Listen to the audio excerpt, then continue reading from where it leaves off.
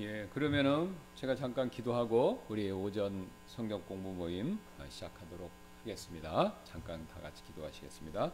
고맙고 감사하신 하나님 아버지, 또 날씨가 춥지만 저희들 이렇게 또 건강 지켜주셨고, 또 우리 예배들에게 적절하고 안성맞춤인 이런 예배당으로 각각의 교회의 지체로서 불러 모아주시고, 오늘 하나님을 높일 수 있는, 예배할 수 있는, 찬양할 수 있는, 기도할 수 있는, 또 말씀을 들을 수 있는 특권을 주셔서 다시 한번 감사를 드립니다.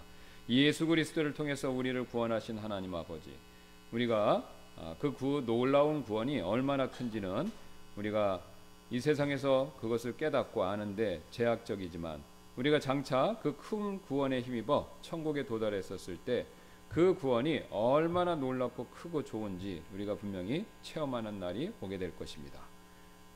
우리가 그날을 생각하며 하나님께서 예수 그리스도를 통해서 우리에게 베풀어 주신 크나큰 은혜들에 대해서 늘 감사하고, 또 그것을 묵상하고, 또 그것을 우리의 언행을 통해서 주변에 있는 불신자들, 여전히 예수 그리스도를 믿지 않고 죄와 어둠 가운데 빠져 있는 분들에게 우리가 그 예수 그리스도의 복음을, 그분의 어떠하심을 전할 수 있는 저희가 되도록 하나님께서 저희들을 늘 인도하여 주옵소서. 오늘도 우리가 크신 은혜에 감사해서 이렇게 모였습니다. 오늘 온 마음과 뜻과 정성을 다해서 하나님만을 높이고 하나님만을 예배하고 하나님께만 영광을 돌리는 그런 귀한 예배 시간이 되도록 저희의 마음을 하나님께서 구별시켜 주옵소서. 특별히 또 우리 레이 선교사님이 말씀을 오전 오후 전해 주시는데 하나님께서 은혜를 베풀어 주셔서 또 우리 레이 선교사님을 통해서 우리에게 필요한 말씀들을 주시고, 또 같이 간증의 말씀을 들을 때 하나님께서 또 어떻게 역사하시는가를 우리가 또 듣고, 또 우리도 도전을 받고 열심을 내고 우리가 계속해서 기도하며 또 사역을 도울 수 있도록 하나님께서 우리를 또 이끌어 주옵소서. 이 시간 또 우리가 살피는 하나님 말씀이 복이 되도록 우리의 마음과 생각과 뜻을 주장해 주시기를 원하며, 다시 한번 감사드리며 모든 말씀 예수님의 존귀하신 이름으로 기도드렸습니다. 아멘. 예, 우리의 하나님의 주권에 대해서 계속해서 살펴보도록 하겠습니다. 예, 하나님께서 주권을 가지고 계시다라는 것은요, 첫 번째는 어떤 사실에 근거하냐면요, 하나님께서 이 세상을 만드셨다. 예, 하나님이 이 세상을 만드셨기 때문에 하나님께서 만물을 소유하고 계시죠. 예, 그래 만물을 소유하고 계시기 때문에 하나님께서는 이 세상 만물의 주인이 되시는 겁니다. 예. 그 다음에 두 번째는 하나님은요, 오늘 내용과 관련이 있는 건데, 하나님은 이 세상을 만물을 만드셨을 뿐만 아니라 이 세상 만물을 유지하시고 또 그것을 이끄시고, 그 다음에 그것을 하나님의 자신의 뜻과 계획과 목적에 따라서 어떠한 어려움도 없이 그것을 다 자신의 뜻대로 이루시고 성취해내신다. 바로 이 두 가지 사실 때문에 그렇습니다. 그래서 하나님이 이제 주권을 가지고 계시고 자신이 어떤 뜻과 계획을 마음을 먹으시면요, 그 일은 100% 이루어질 수밖에 없습니다. 여러분 그렇죠? 우리가 권한과 권력과 능력을 많이 가지고 있는 사람일수록 자신이 정한 바에 따라서 일들이 진행됩니다. 이건 상식이죠. 가정에서부터 시작해서 자기 직장, 사업체, 심지어는요, 정치 지도자나 국가 지도자가 되었었을 때 권한을 부여받고 권한을 가지고 있으면요, 권한, 능력 뭐 어떤 것이든지 좋습니다. 그걸 가지고 있으면은 자신이 정한 뜻과 계획과 원하는 바에 따라서 그것이 다 이루어집니다. 물론 100%는 아니죠. 그러나 상당 부분 됩니다. 그러면 사람도 그게 가능하다면요, 하나님은 어떠시겠습니까? 하나님이 이 만물 모든 걸 다 만드셨어요. 그래서 그 하나님이 원하시는 대로 다 하실 수 있다라는 겁니다. 예. 그래서 피조물들이 그분을 대적할 수는 있겠지만 이제 사람이죠. 그렇다고 하나님을 이길 수는 없습니다. 그렇죠. 우리 인간이 참 어떻게 보면 어리석기도 합니다. 하나님이 우리 인간에게는 자유의지라는 것을 주셨어요. 그러니까 이제 하나님이 우리를 컴퓨터 프로그래밍 아니면 로봇처럼 만드셔서 자신이 시키는 대로, 입력시키는 대로 무조건 다 기계적으로 따르게 하실 수도 있지만, 유독 인간만큼은 자신의 형상과 모양에 따라서 그 한 부분으로서 자유의지라는 것을 주셨어요. 내가 결정하고 선택할 수 있는 권한을 주신 거죠. 그래서 내가 인간이 그걸 가지고 하나님이 원래 원하시는 바는 지금도 마찬가지지만 이 자유의지를 가지고 내 스스로 하나님께 순종하는 걸 원하십니다. 그러면 어떤 분들은 이거 불공평하다. 하나님이 하나님이고 나는 피조물이니까, 창조주고 피조물이니까, 에이, 하나님이 강력한 권한과 힘으로 나를 압박해서 억지로 순종하게 하는 거 아니냐, 이렇게 생각하실 수가 있어요. 특히 요즘엔 그렇습니다. 이 개인의 자유, 권리 굉장히 많이 강조하는 시대의 문화, 정신에 의하면요. 그런데 이 순종 복종이란 개념은요, 하나님도 가지고 계세요. 그게 무슨 소리냐면, 우리 하나님은 삼위로 존재하세요. 그렇죠? 삼위일체, 정확히는 아버지도 하나님, 아들도 하나님, 성령님도 하나님. 그러면 하나님이 셋이 되느냐? 아니죠. 하나님은 한 분이세요. 하나님은 한 분이신데 위로는 삼위로 존재하시는 거죠. 그런데 이 삼위의 관계에 있어서요, 아들은요, 아들 하나님은 아버지 하나님께 복종 순종합니다. 대표적인 순종이 뭐가 있습니까? 십자가에서 죽으시는 순종이죠. 성령님도 순종하세요. 예수님이 분명히 위로자를 보내신다고 그렇게 말씀하셨고, 지상생애 기간 동안에 오순절날 정말로 성령을 보내셨어요. 그래서 그 아버지와 아들의 뜻과 계획에 맞춰서 성령 하나님이 순종하셔서 보내심을 받은 겁니다. 그러면 이 복종과 순종은요, 하나님 사이, 삼위 하나님 사이에 존재하는 거예요. 많은 분들이 하나님은 명령만 하고 우리 인간은 창조물이니까 복종만 하고, 그러니까 하나님을 마치 절대 권력을 휘두르는 폭군 내지 북한의 김정은 같이 그런 뉘앙스로 믿지 않는 자들은 그렇게까지 생각하죠. 그렇게 생각하는데 사실은 그렇지 않습니다. 삼위 하나님 안에서도요, 복종과 순종이 있어요. 근데 그 복종과 순종은 아들 하나님이 아버지 하나님보다 못나서가 아닙니다. 힘이 없어서가 아니에요. 자발적인 순종이에요. 성령 하나님이 아버지 하나님과 아들 하나님보다 못나서 순종하는 게 아닙니다. 자발적인 순종이에요. 그러니까 하나님 안에 순종이란 개념이 있는 겁니다. 근데 그 순종은 강압에 의한 순종이 아니라는 거예요. 자발적인 순종, 스스로 내려놓는 거. 그게 빌립보서에 나오잖아요. 하나님과 동등됨을 강털로 여기지 아니하시고 스스로 사람의 모양을, 사람의 형상과 모양에 따라, 사람의 모양에 따라 사람이 되셨다, 이렇게 말씀하시잖아요. 그러니까 하나님 안에는요, 명령과 또 지시, 그 다음에 그것을 따를 것을 요구하시는 것들이 있지만, 반대로 하나님 안에는, 삼위 하나님 안에는요, 순종과 복종이 있습니다. 그것도 자발적으로. 그러니까 하나님이 자신의 형상과 모양으로 우리 인간을 만드셨을 때는 기계적으로 만드신 것이 아닙니다. 왜? 삼위 하나님 안에 자발적인 복종과 순종이 있기 때문에 우리 인간도 자발적인 복종과 순종을 하게끔 만드신 거죠. 그래서 이게 다른 종교의 신학은 틀립니다. 다른 종교의 신의 개념에서는요, 자발적인 복종과 순종이 없어요. 왜요? 다른 신들에게 있어서는 삼위일체라는 개념이 없기 때문에 그렇습니다. 또 삼위일체 안에서 이게 이제 존재론적 삼위일체라는 말이 있고요, 신학적으로. 그 다음에 우리가 이제 에코노미컬 그 트리니티라고 해서 경륜적인 또 삼위일체가 있습니다. 이거 좀 어려운 말인데 그건 모르셔도 상관없습니다. 어쨌든 하나님, 삼위 하나님은 각각 하나님이시지만 하나님이 어떤 일을 하실 때는요, 복종과 순종의 관계, 명령을 내리시고 그걸 따르는 관계로 그렇게 하나님은 역사를 하십니다. 그러니까 이게 우리 안에도 프로그래밍이 돼 있는 거죠.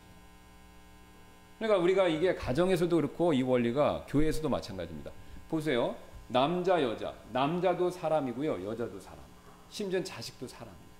그렇죠? 다 남자, 여자, 가정에서 남자, 여자, 자식 다 사람이에요. 게다가 우리는 좀 다르지만 미국 같은 경우로 예를 들면은 성씨를 다 쓰잖아요. 그렇죠? 우리 우트만 목사님 성씨가 우트만인데, 그러면 결혼을 하면은 브렌다 사모님이 원래 무슨 성씨인지 제가 기억이 안 나는데 어쨌든 성씨가 따로 있어요. 근데 브렌다 사모님도 브렌다 우트만이 되는 거예요. 그렇죠? 예. 마테도 우트만이고. 그러니까 다 우트만이에요. 그러니까 다 우트만이지만 거기 안에서 다 똑같이 우트만이란 동일한 존재라는 거죠. 존재론적으로는. 그러니까 남자도 사람, 가정에서. 여자도 사람, 자식도 사람이에요. 자, 그런데 사람이지만 집안에서 어떤 일을 하려고 하다 보면, 가사 일을 하든지 집안 일을 뭔가를 하려다 보면요, 이게 어떤 일에 있어서 상하 위계 질서가 생길 수밖에 없어요. 그렇죠? 가정이 가정대로 잘 돌아가려면요, 뭐 경제적인 문제라든가 집에 어떤 대소사라든가 이런 걸 할 때 이게 위계 질서가 없으면 되질 않아요. 왜냐하면 위계 질서가 없으면 사공이 많으면 배가 산으로 간다는 얘기처럼 위계 질서가 정확하게 서지가 않으면 갈등과 분열만 있지 결국은 모든 게 제대로 돌아가질 않습니다. 그러니까 통상적으로 성경적인 모델에 따르면요, 남편이 머리가 되는 거죠. 아내는 그 머리인 남편을 순종하는 거고, 자식들은 부모님을 다 순종하는 거고. 그러니까 아버지가 가정에서 뭔가를 결정하면요, 어머니와 자식들은 그것을 따르는 게 순리예요. 그러니까 성경적인 것뿐만 아니라 사람들이 사는 모든 경험과 관습에 비추어 봤을 때 그건 진실이죠. 진리죠. 예. 그러면 제가 여기서 질문 한번 드리겠습니다. 여자분이 남편에게 복종하는 것은 우리 조선시대 유교 개념처럼 2등 시민, 2등 인류이기 때문에 그렇습니까? 그거 아니죠. 예. 남전여비 사상에 의해서 여자가 남자보다 본질적으로 열등하기 때문에 순종하는 겁니까? 그건 아니죠. 그건 잘못된 개념입니다. 성경은 절대 그렇게 가르치지 않아요. 남자도 사람이고 여자도 사람이에요. 근데 사람은 똑같이 귀합니다. 왜 귀하죠? 하나님의 형상대로 만들어졌기 때문에. 그러니까 남자도 하나님 형상대로 만들어졌고 그것과 동일하게 여자도 하나님 형상대로 만들어졌기 때문에 그래서 여자도 귀한 거예요. 그러면 왜 여자가 남자한테 순종해야 됩니까? 복종해야 됩니까? 가정에서? 하나님도 우리를 구원하시는 일을 하시기 위해서는요, 위계 질서가 생기는 거예요. 아버지가 계획하고 아들이 그 계획에 맞춰서 이 땅에 오시고 십자가에 못 박혀 죽으시는 그런 순종 과정이 있었기 때문에 우리가 구원이라는 혜택, 은혜를 누릴 수 있었던 것처럼 가정에서도 마찬가지입니다. 가정에서도 하나님의 주신 그 위계 질서에 따라서 남자가 가정을 이끌고 여자가 그것을 따르고 순종하는 것이 하나님께서 정해놓으신 창조 질서에 가장 잘 부합한다라는 거죠. 이 원리는요, 교회도 마찬가지입니다. 여러분과 저는 다 똑같이 성도예요. 우리 특히 침례교회는 만인 제사장이라고 해서 각각의 성도들이 똑같이 제사장이다, 똑같이 형제 자매다 이렇게 믿잖아요. 천주교는 어떻게 믿습니까? 성직자하고 평신도하고 계급이 있다라고 이분법적으로 생각하는데 우리 침례교회는 성경적인 모델을 따르기 때문에 그렇게 믿지 않습니다. 저나 여러분이랑 똑같이 다 형제예요, 자매. 그러니까 우리는 형제 자매라고 부르잖아요. 그래서 똑같습니다. 하나님 앞에서 똑같은 존재예요. 그러나 우리가 이제 그 천국에 있는 것이 아니고 이 세상에 있고 또 우리가 이제 교회를 이루고 있기 때문에 이 교회는요, 하나님의 교회를 존재하게 하시는 여러 가지 목적 중에 하나가 뭐냐면 뭡니까? 지상대명령. 그렇죠. 복음 전하고 우리가 영혼 구령하고 교회를 세우는 일이에요. 그 다음에 또 어려운 사람들 돕고 구제하고, 예. 그렇죠? 그 다음에 우리가 서로가 서로를 격려하는 일을 해야 되고, 자, 이런 일들을 해야 되는데 여러분 보세요. 저런 여러분이랑 전부 하나님 앞에 똑같이 하나님 자녀로서 똑같은데 여러분 우리가 전부 똑같기 때문에 똑같은 목소리를 해서 똑같이 자기 원하는 대로 하자 그러면 어떻게 되겠습니까? 교회가 교회로서 작동이 안 되죠. 예. 작동이 안 됩니다. 그러니까 하나님이 그걸 막으시기 위해서 교회에 이제 권위자를 세우신 거잖아요. 그게 이제 장로고, 그게 또 감독이고, 그 다음에 또 그게 목사지 않습니까? 예. 그게 목사잖아요. 예.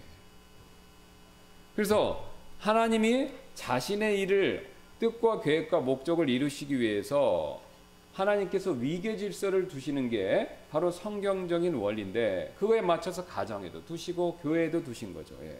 심지어는 우리 몸 안에도 그 위계 질서의 원리가 있습니다. 그렇죠? 자 보세요. 손은 손이 하는 일이 있고 발은 발이 하고 싶은 일이 있어요. 근데 발은 내가 왜 맨날 더러운 이 흙을 걸어야 되느냐? 나 불만이다. 내가 손 노릇을 하고 싶다. 이렇게 해갖고 손 노릇을 하기 시작하면요, 그 몸은 이상한 몸이 되는 거죠. 그렇죠? 또 손은 내가 그 발이 부족하니까 그 발을 위해서 내가 흙발을 좀 대신 이렇게 이 몸을 지탱해주면서 가야겠다. 그러면 이 사람이 어떻게 됩니까? 물구나무 서서 손으로 발처럼 역할을 해야 되고 발이 손 역할을 하면 그거는 뭐 묘기라고 부를 수 있지만 정상은 아니잖아요. 그렇죠? 네. 그래서 발로 막 이렇게 숟가락 떠먹고 손으로 이렇게 걸어 다니면요, 그게 신기해 보이긴 하지만 정상은 아니죠. 그러니까 하나님께서 각각의 교회, 가정, 몸, 또 이 세상 모든 것 가운데서 위계 질서를 주셨기 때문에 그거에 맞춰서 순종하는 거. 하나님이 그거를 원하신다라는 거죠. 왜요? 이 순종의 개념은 하나님 안에서부터 나온 개념이기 때문에 그렇습니다. 그러니까 아들 하나님이 아버지 하나님보다 못나서가 아니에요. 아들도 하나님이에요. 아버지도 하나님이고. 하지만 자발적으로 순종하는 거. 이게 이제 하나님께서 정하신 원이다라는 거죠. 자, 그래서 하나님이 이제 이런 주권을 가지고 계시는데요. 거기에 맞춰서 피조물들이 대적을 합니다. 그러니까 자발적으로 순종하기를 원하시는데 우리 인간은 뭘 선택했습니까? 불순종을 선택했죠. 그러니까 아들도 불순종할 수 있었어요. 그런데 아들은 자발적인 순종을 택하셨어요. 죽기까지. 십자가에서 죽기까지 자발적인 순종을 선택하셨어요. 루시퍼는요. 루시퍼가 이제 우리가 성경을 연구하는 분들이 다 일치하시는 내용인데 마귀가 된 게 이제 루시퍼가 마귀 사탄이 됐다라고 우리가 다 믿습니다. 근데 루시퍼가 이사야에서 나오잖아요. 10장. 루시퍼가 사탄이 됐었을 때 그 사탄이 되는 장면이 5번 내가 자기 자아를 내세웁니다. 그러니까 자기가 그 자아를 하나님께 순종하는 데 쓸 수도 있었지만 그 자아를 하나님의 왕자에 앉는데 하나님보다 위에 군림하는데 이 세상에서 자기가 하나님처럼 대접받고 싶은 일에 자기의 자아를 사용했다라는 겁니다. 그게 문제죠. 그게 문제예요. 자, 그래서 하나님께서는 우리에게 원하시는 것은 이 우리에게 주신 우리의 자유의지 이것을 순종하는데. 자, 그렇다면 우리가 순종하지 않았을 때 어떤 일이 벌어지냐? 우리가 순종하지 않는다고 하나님의 뜻이 실패할까요? 절대 그렇지 않습니다. 절대로 그런 일은 없습니다. 절대로 하나님은 자신의 뜻과 계획에 맞춰서 모든 걸 정하시고 그 계획과 뜻이 결국은 되는데 그 일이 되는 과정상에서 우리의 선택의 문제가 호불호가 갈릴 수 있다라는 거죠. 여러분 쉬운 예로 갓난아기가 울고 여러분 갓 태어난 아기가 있어요. 그 울고 막 떼쓰지 않습니까? 뭐 떼쓰고 그럴 때가 있어요. 뭐 먹을 걸 줘도 안 먹는다 그러든가 자야 되는데 안 잔다 그런다든가 울고 떼를 쓸 수가 있어요. 자, 그렇다면 그 갓난아기가 막 아무리 울고 떼쓴다고 부모를 이길 수 있을까요? 못 이기죠. 부모를 이길 수가 없습니다. 그 아이는 자야 돼요, 결국. 그 아이는 먹어야 돼요. 그렇죠? 그 아이는 가만히 있어야 되는 겁니다. 갓난아기는 절대로 부모를 거슬려서 자기 뜻대로 할 수가 없어요. 왜요? 그런 능력이 없으니까요. 갓난아기는 진짜 갓난아기니까. 그것과 마찬가지로 하나님과의 우리 관계도 마찬가지입니다. 물론 지혜로운 부모님은 아이가 순종하지 않을 때 달래기도 하죠. 그렇다고 해서 결국 아기가 원하는 대로 해주지는 않습니다. 궁극적으로는 부모의 뜻이 관철되죠. 우리도 마찬가지다라는 거죠. 우리가 불순종하고 때로는 반항하고 때로는 내 뜻과 계획대로 원하려고 한다 하더라도 하나님의 뜻과 계획이 반드시 결국은 성취된다라는 것이죠. 자, 그래서 그 쉬운 예로 오히려 그럼 우리의 불순종이 뭐냐? 우리의 불순종이 하나님의 뜻이 성취되는 과정에 있어서 영광을 돌리는 수단으로 사용됩니다. 이 성경은 이런 얘기로 무궁무진해요. 가장 대표적으로 나오는 케이스가 누굽니까? 요셉과 형들의 이야기. 여기 제가 여기 쭉 써놨는데 이거 설명은 안 하겠습니다. 다 아시니까요. 하나님은 계획이 뭡니까? 아브라함에게 약속하셨죠. 아브라함 왜 부르셨죠? 큰 민족을 이루기 위해서. 근데 그 큰 민족을 이루는데 그 큰 민족을 이루는 장소로 임시방편으로 잠깐 선택하신 곳이 어디입니까? 이집트죠. 이집트가 가나안보다는 땅이 좋아요. 그러니까 이집트에서 하나님이 200만 명의 민족을 만들어서 다시 가나안으로 데리고 오시는 게 계획이었어요. 그게 하나님 계획이에요. 그러니까 아브라함과 언약식을 맺을 때 하나님이 아브라함은 잠에 딱 골아떨어졌을 때 거기 보세요. 창세기 15장 13절에 그분께서 아브라함에게 이르시되 내가 확실히 알지니 내 씨가 자기들이 땅이 아닌 곳에서 나그네가 되어 그들을 섬기겠고 그들이 400년 동안 내 씨를 괴롭힐 것이며 또한 그들이 섬길 나라를 내가 심판할 것이고 그 후에 그들이 큰 재물을 가지고 나오리라. 이게 출애굽을 말씀하시는 거잖아요. 그러니까 하나님이 아브라함이 이삭을 낳기도 전에 하나님이 계획을 세우신 거예요. 이삭, 야곱을 통해서 12아들이 되고 그들이 이집트로 들어가고 이집트에 들어가서 큰 민족이 돼갖고 200만 명이 되고 400년이 지난 다음에 나온다. 이게 내 계획이다 이거예요. 이삭이 태어나기도 전에, 야곱이 태어나기도 전에, 야곱의 12아들이 이 세상에 있기도 전에 하나님이 그렇게 뜻과 목적을 계획을 딱 세우신 거예요. 그리고 아브라함한테 얘기를 해주신 겁니다. 그리고 나머지 이야기는요, 이 계획대로 그대로 흘러가는 것이죠. 자, 그런데 그 이스라엘 백성 12아들 70명이 내려갔다 그러죠. 그 70명이 내려갈 때, 그 이집트로 내려갈 때, 그 이집트로 내려가는 과정, 그 다음에 이집트에서 70명이 200만 명으로 400년 동안 번성하는 과정에서 누구를 사용하신 겁니까? 요셉을 쓰신 거죠. 그래서 하나님이 꿈으로 내가 12아들 중에서 요셉을 택했다라는 것을 꿈으로 보여주셨어요. 뭐요? 곡식단이 절하고 그 다음에 해달별 나와서 절하는 거. 예. 근데 그 얘기를 요셉에게 꿈으로 보여주시고 요셉이 가족들한테 얘기를 했어요. 그랬더니 형들의 반응이 뭡니까? 심지어는 자기 부모님들까지 시기했다라는 거예요. 시기한 겁니다.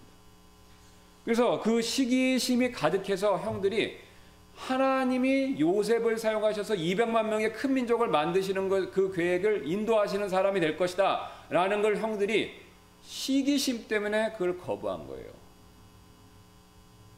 그래서 요셉이 단에서 딱 올라오니까 그거 보세요. 37장 19절 보니까 그들이 서로에게 이르되 보라 이 꿈꾸는 자가 오는도다. 그러므로 이제 오라 우리가 그를 죽여 어떤 구덩이에 던지고 이르기를 어떤 악한 짐승이 그를 잡아먹었다 하자. 그의 꿈이 어떻게 되는지 우리가 보리라. 그렇죠. 하나님이 보여주신 꿈, 하나님이 요셉을 통해서 200만 명을 만들겠다라는 그 하나님의 계획이 되는지 안 되는지 자기들이 보겠다는 거예요. 이유는 뭡니까? 시기심 때문에. 다른 게 아니에요. 내가 안 뽑혔기 때문에, 내가 요셉의 자리에 있지 못하기 때문에, 그래서 나는 기분 나쁘다. 그래서 나는 그 계획을 방해하겠다라고 하나님의 뜻과 계획에 정면으로 맞서는 거죠.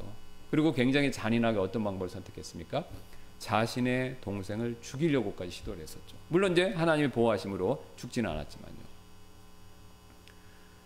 그러나 결국은 하나님의 원하시는 대로, 우리가 중간 얘기는 말씀 안 드려도 다 아시는 것처럼 하나님이 원하시는 대로 요셉이 총리가 되고 이스라엘의 모든 가족들 70명을 다 불러서 이집트에서 이스라엘 백성들은요 200만 명의 거대한 민족이 됩니다. 근데 요셉이 거기서 마지막으로 50장 20절 너무나도 우리가 잘 아는 말씀이죠. 그러나 당신들에 대하여 말하자면 당신들은 나를 대적하여 악을 생각하였으나 오히려 하나님은 그것을 선한 것이 되도록 계획하시고 이루어지게 하셔서 이날과 같이 많은 사람을 구원하여 살게 하셨나이다. 여기 굉장히 요셉이 중요한 내용을 얘기하죠. 자기가 이 총리가 된 것은 내 영광을 위해서 한 게 아니다. 그렇게 얘기합니다. 이날과 같이 많은 사람을 구원하여 살게 하셨다 이거죠. 이집트 사람도 살고요. 이집트에 있는 주변 사람들도 기근으로부터 살고 굶어 죽음으로부터 살고요. 이스라엘 백성들도 살았습니다. 그러니까 하나님이 기근으로부터 그 당시 사람들, 그 중동 지방에 있는 사람들을 살리시기 위해서 요셉이란 사람을 그릇으로 택하신 거예요. 근데 형들은요 시기심 때문에 그걸 막으려고 한 거예요. 그런데 그게 결국은 하나님이 원하시는 대로 궁극적으로 이루어졌다라는 거죠. 여러분 제가 여기 그림을 넣어놨어요. 하나님이 뜻과 계획을 세우고요. 그 다음에 하나님의 뜻과 계획이 성취되는 과정입니다. 거기 보면 1, 2, 3번 제가 예를 들어서 이렇게 했는데 하나님의 뜻과 계획이 세워지면요. 하나님의 뜻과 계획은 반드시 성취됩니다. 그런데 하나님은요. 저를 봐주세요. 2번을 원하시는 거예요. 순종 잘해서 그대로 직선으로 쫙 시행착오 없이. 그런데 우리가 불순종하면요. 옆길로 셀 수 있습니다. 근데 옆길로 세지만 영원히 세서 하나님의 뜻과 계획이 실패하는 일은 없다라는 겁니다. 하나님이 섭리적인 손길로 요셉의 형들의 경우처럼 이렇게 결국 이끄셔서 궁극적으로는 하나님의 뜻과 계획이 성취되는 거예요. 또 내가 반대 선택을 하면요. 이렇게 돌아가는 것 같지만 하나님이 또 섭리적으로 이끄셔서 이렇게 옵니다. 자, 그럼 1, 2, 3번 놓고 봤을 때 공통점은 뭡니까? 다 하나님의 뜻과 계획의 성취라는 목표에 도달하는 겁니다. 차이점은 뭐죠? 빨리 좋게 갈 수도 있는데 돌아가는 정도를 어느 정도 돌아가는 거를 했느냐, 요 차이점밖에 없어요. 1, 2, 3번 중에 선택은 내가 하는 겁니다. 하나님은 기계적으로 무조건 2번으로 해라, 그렇게 안 하세요. 내가 1번을 선택할 수도 있고 2번을 선택할 수도 있고 3번을 선택할 수도 있어요. 요셉의 형들이 1번을 선택할 수도 있고 2번을 선택할 수도 있었고 3번의 길을 선택할 수도 있었는데 요셉의 형들은 최소한 2번 길은 선택을 안 한 거죠. 그러니까 하나님의 계획을 세우시고 뜻이 이루어지는 건 불변합니다. 그 길을 1번, 2번, 3번 그건 내가 선택합니다. 근데 1번, 2번, 3번은요 각각의 길에 있어서 장단점이 있어요. 2번이 가장 영광스럽죠. 왜요? 전부 요셉의 가족이 순종해서 하나님이 요셉을 쓰시는구나, 우리 잘 듣고 따라야 되겠다, 이렇게 했으면 좋게 갔겠죠. 이집트로. 형제간의 그런 디스펑셔널한, 그러니까 문제가 있는 가정의 모습을 안 드러냈겠죠. 야곱의 가족이 얼마나 문제 있는 가정입니까? 요즘에 나타나는 그런 것보다 심한 가정이네. 서로 막 죽이려고 그러고 노예를 팔고. 오히려 행복하고 복된 가정이 될 수 있는데 여기는 시기심 때문에 그런 가정이 못 됐어요. 그래서 굉장히 돌아가는 길을 선택했잖아요. 근데 결국은 하나님의 뜻과 계획대로 됐습니다. 그러니까 우리가 뭘 선택하는 것은 자유지만요, 결과는 똑같습니다. 결과는 똑같아요. 하나님이 정하신 뜻과 계획은요 반드시 성취된다. 그러면 여기서 우리 지혜가 필요합니다. 지혜로운 사람이라면 어떤 걸 선택해야 되겠습니까? 하나님이 원하시는 쪽으로 될 수 있으면 선택하는 그런 방향으로 가야 되겠죠. 어쩌면 우리의 신앙의 여정이요 1번, 2번, 3번, 그러니까 막 이렇게 막 뺑뺑뺑뺑 돌아가는 거예요. 제가 목회자로서 상담을 해보면요 진짜 돌아가시는 분들 많으세요. 물론 저도 과거에 그런 적이 있었고, 막 이쪽으로 갖고 몇 바퀴를 막 돌아요. 그러고 결국 오시는 거예요.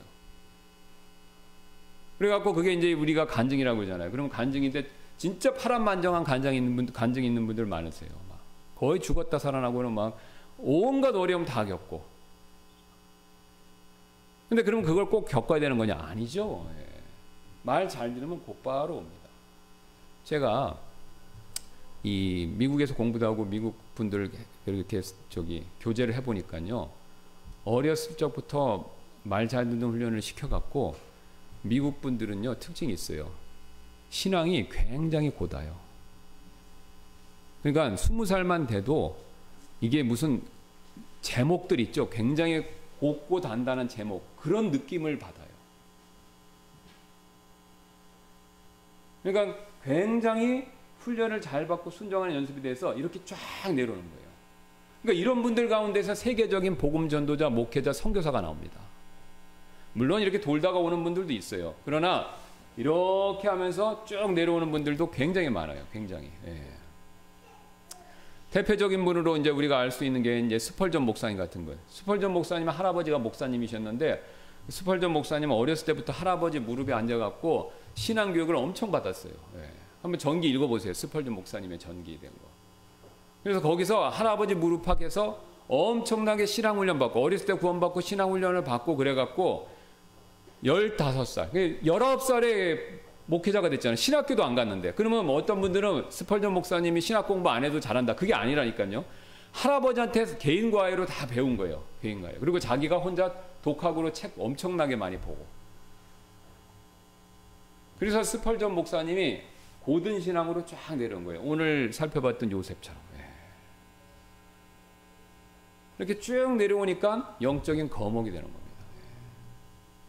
그러니까 이렇게 막 돌다가 올 수도 있고, 스펄전 목사님이랑 오늘 요셉처럼 이렇게 내려올 수도 있어요. 근데 선택은 우리가 자유다라는 거죠. 선택은 자유다. 선택은 자유지만 목적과 결론은 똑같습니다. 하나님의 뜻은 반드시 성취된다라는 거죠. 그럼 이렇게 돌다 보면요, 시행착오가 있으니까, 그렇죠? 징계도 받기도 하고 어려움도 겪다 보니까 굉장히 힘들죠.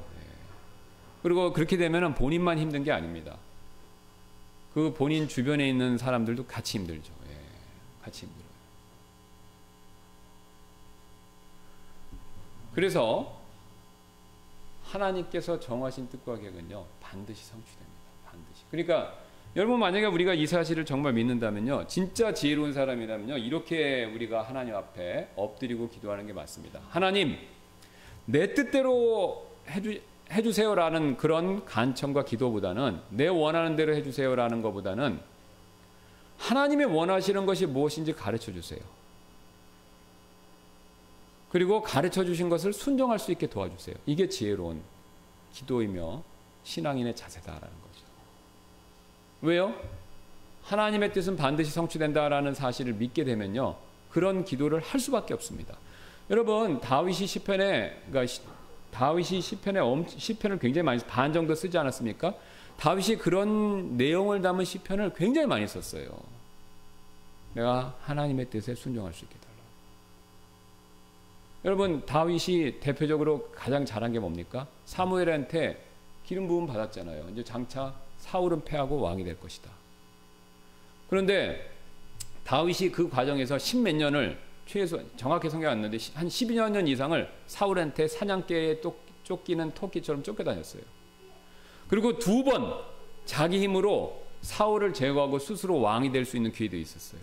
근데 다윗이 어떻게 했습니까? 2번 다 거부했죠. 하나님 손에 맡겼어요. 왜요? 바보입니까? 다윗이 바본가요? 아니면 다윗이 참을성이 엄청 좋아서? 물론 그럴 수도 있겠죠.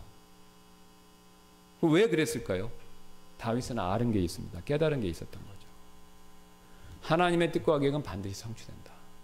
내가 내 손으로, 내 힘으로 하지 않아도 하나님의 명령을 어기면, 하나님의 기름 부은 사람을 자기가 죽이는 거는 죄 짓는 거잖아요. 그러니까 다윗이 그 이유 때문에, 그 이유만으로 하나님의 기름 부음 받은 사람을 자기 손으로 해치는 것을 거부한 겁니다. 그리고 하나님이 계획해 놓으시고 그 다음에 세워놓으신 뜻과 목적은 반드시 성취된다. 단지 시간만 걸릴 뿐이지. 그걸 믿었기 때문에 그는 자신의 힘으로 사울을 제거하고 왕이 될 수 있는 것을 마다했던 겁니다. 그런데 하나님이 그걸 굉장히 기쁘게 여기셨잖아요. 그래서 다윗을 굉장히 크게 쓰셨죠. 여러분, 사실 우리에게 필요한 믿음이 바로 이런 믿음입니다. 아까 제가 초대에 말씀드렸듯이 아기들은요, 갓난아기들은 여기 진리반석 있잖아요. 막 원하는데 울고 제끼고 그래요. 그렇죠? 근데 그 아기들의 뜻을 들어줄 수가 없어요, 부모님이. 왜 그렇죠? 그 애기대로 하면 애가 어려움 당하죠. 건강 나빠지고 못 먹고 안 먹고. 그럼 걔한테 나쁜 건데 어떻게 들어줍니까? 갓난아기가 아무리 울어 제낀다 하더라도요, 결국은 부모님이 아이를 키우기 위해서 세워놓은 뜻과 계획이 성취돼야 되고 성취될 수밖에 없어요. 지혜로운 부모님은 잠시 아이가 떼쓰고 우는 것을 잠깐 들어줄 수 있을지 모르지만, 그렇다고 해서 애가 원하는 대로 100% 해주는 부모님은 없지요. 우리는 사실 하나님 앞에서 갓난아기보다도 못한 존재입니다. 성경에 3가지 얘기하죠. 우리를요, 뭡니까? 먼지, 벌레, 수증기. 그럼 우리가 어떻게 하나님께 맞설 수 있겠습니까? 믿는 자들은 더 말할 것도 없죠. 그러니까 우리의 신앙 여정이 결국은요, 막 이렇게 돌아가는 과정에서 결국은 이거를 줄이는 겁니다. 이걸 줄이고 이렇게 하나님 원하신 대로 쭉 가는 거죠. 그럼 이렇게 딱 되면요, 하나님이 그때부터 우리를 본격적으로 쓰시기 시작합니다. 본격적으로 쓰세요. 우리 그리스도인들이 쓰임 못 받는 이유 중에 하나가 뭐냐면요, 저를 포함해서입니다. 제가 신앙생활하고 목회자로서 성도분들을 도와드리고 섬기면서 느낀 거예요. 왜 우리는 모세 다윗같이 그걸 원하지 않는 분도 있으세요. 난 소박하게 신앙생활하다 천국 가겠다. 그런 분도 있으세요. 예. 근데 대부분의 분들은 모세 다윗 이런 사람들처럼 쓰임 받고 싶은 마음이 있어요. 왜? 주님 사랑하는 마음이 있으니까. 그런데 왜 우리가 안 되냐 이거예요. 심지어는 실제로 그렇게 쓰임 못 받고 천국 가는 분들도 많고. 그럼 왜 우리는 안 되냐는 것이죠. 주님께 곧바로 순종하는 게 부족해서 그렇습니다. 성경에 나오는 구약의 최소한 창세기에 나오는 믿음의 사람들은요, 다 이 순종하는 과정이 있었어요. 아브라함은요 25년 기다렸어요. 그리고 25년 딱 기다려서 나왔었을 때 하나님이 어느 날 찾아오셔서 바치라고 그랬잖아요, 이삭을. 근데 그걸 유심히 보시면요, 아브라함이 망설임이 전혀 없습니다. 즉시로 해요. 모세도 40년 동안 이집트 왕자로서 40년 있었을 때는 혈기가 넘쳐서 자기 마음대로 했죠. 근데 40년 훈련 받고는요, 그 다음부터는 그대로 순종하는 사람들. 지면에서 제일 옴니한 사람이 됐어요. 예. 그래서 우리에게 신앙의 여정이라는 것은 결국은 하나님의 뜻과 계획의 목적에 얼마나 잘 순종하느냐, 바로 이 부분이다라는 것이죠. 하나님께는 자신의 뜻을 성취시키는데 어려움이 없습니다. 보라 나는 주라 모든 육체 하나님이다. 내게 너무 어려운 일이 있겠느냐? 없죠. 또한 하나님께서는 우리의 불순종과 방해에 대해 전혀 놀라시거나 당황도 안 하십니다. 여기 보세요. 만군의 주가 이같이 말하노라. 만일 이 날들에 그것이 이 백성의 남은 자들의 눈에 놀랍다 하여 그것이 내 눈에도 놀랍겠느냐? 만군의 주가 말하노라. 우리의 불순종에 하나님은 충격받거나 알았어 들어줄게 이렇게 물러서는 분이 아니시다라는 겁니다. 마지막으로 하나님께 불가능이 없으세요. 이는 하나님께는 불가능한 것이 아무것도 없기 때문이라 하더라. 근데 하나님이요, 속된 말로 하면 너무 착하셔서 마치 우리는요 우리 마음대로 할 수 있는 것 같아요. 너무 하나님의 은혜와 긍휼이 풍성하셔서 우리 인간 같으면 말 안 되면 곧바로 맴매채찍으로 될 것 같은데 어떤 불이익을 가하려고 하고 실제로 그런 마음이 드는데 하나님은 그 방법을 안 쓰십니다. 기다려 주시죠. 근데 무한히는 아닙니다. 정한 때까지 기다려 주시는데 그 전에 우리가 내 자신을 잘 살피고 지혜로운 사람이라면, 지혜로운 우리가 신앙인이라면 하나님의 뜻과 계획을 묻고 그것에 순종하는 것, 이게 굉장히 나에게 유익이 된다라는 거죠. 그리고 우리가 좋든 싫든 그런 과정으로 가는 겁니다. 순종 잘하는 쪽으로. 그게 하나님의 목표니까요. 여러분 자녀 키워보셨고 키우고 계셔서 아시잖아요. 아이들 말 잘 듣게 하는 게 자녀 교육 방법의 첫 번째잖아요. 그죠? 말을 안 들으면 내가 삼성의 뭐 이건이고 이게 뭐 저기 빌 게이츠고 뭐 필요 없어요, 사실. 말 안 듣고 탕자면 뭐 합니까? 재산 물려주면. 그렇죠? 네, 소용없어요. 왕이라고 해도 소용없어요. 방탕한 왕이면 왕권 물려주면 뭐 합니까? 소용없죠.